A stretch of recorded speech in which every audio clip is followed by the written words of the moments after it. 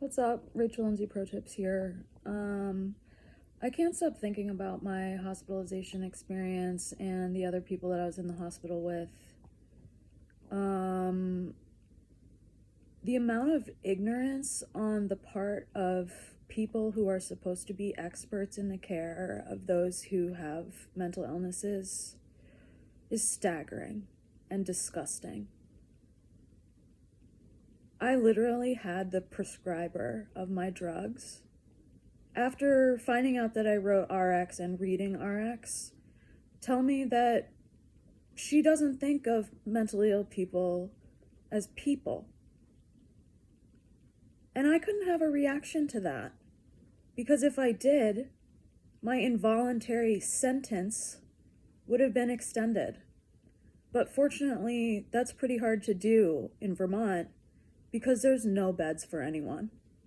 And also, the people who are in the hospital are homeless, without a home.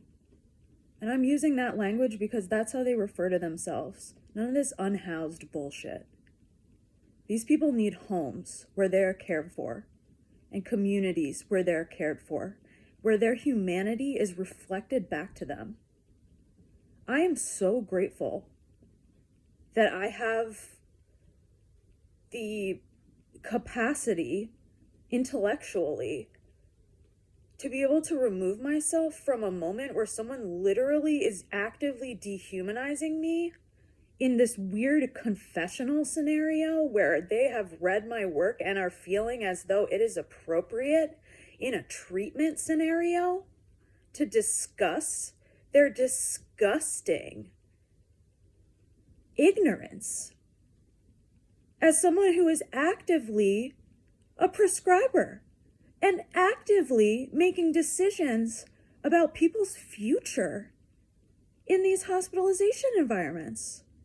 And I will tell you that that statement regarding not considering mentally ill people as humans was something that I also had told to me when I was touring RX in 2019. And it was mortifying.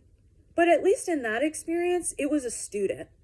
And they were learning, and it informed the rest of their education as a healthcare provider. I have clearly set myself up for a lifetime of advocacy with RX, and it's something that I have felt reluctant about and somewhat resentful for. I literally did not write this book in order to become an activist. I wrote it as a revenge fuck for a fucked up thing that happened to me, and I wanted everybody to know what happened. And I'm really happy to see that it has extended its utility into an educational and peer advocacy space. But I'm literally in the hospital trying to get well and having to simultaneously advocate and educate and recognize how behind Vermont's keepers of the keys are.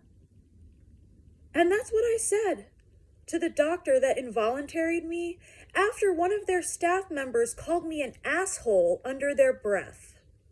You better believe that I reported them to every advocacy organization in the state. And guess what? I didn't get any callbacks. I left my full name. The discrimination against the mentally ill is absolutely staggering. I will never forget the people that I met during this hospitalization who honestly were just people that did not have support. And then I returned to a town where I go downtown and I just see people with no support. And I told everybody in the hospital, don't come to Burlington. There's nothing for you here. There's nothing for anyone here. Except literally cops in the bagel store and fucking weird hostility that I am experiencing literally trying to buy a bagel in the New North End, Caronville. I'm very raw right now, but I feel a need to communicate that The discrimination that I have experienced in the past year is so disgusting and comprehensive. I mean, just like literally every possible identity that I could take on has been discriminated against. And I hope that RRMC, Rutland Regional Medical Center, staff, because the nurses were pretty awesome.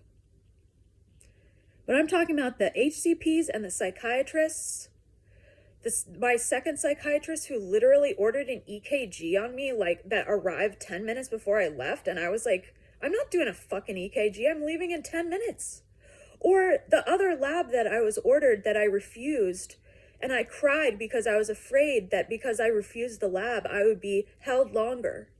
They literally had tapped out my veins that day. And the guy's trying to fucking find a vein, and I just literally am crying, being like, stop, stop, stop. That is what happens to people in these treatment scenarios. Treatment.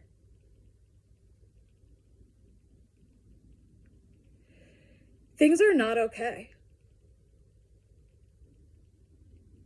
And my eyes are open. Vermont needs to do some work. And I can't do it all. Peace.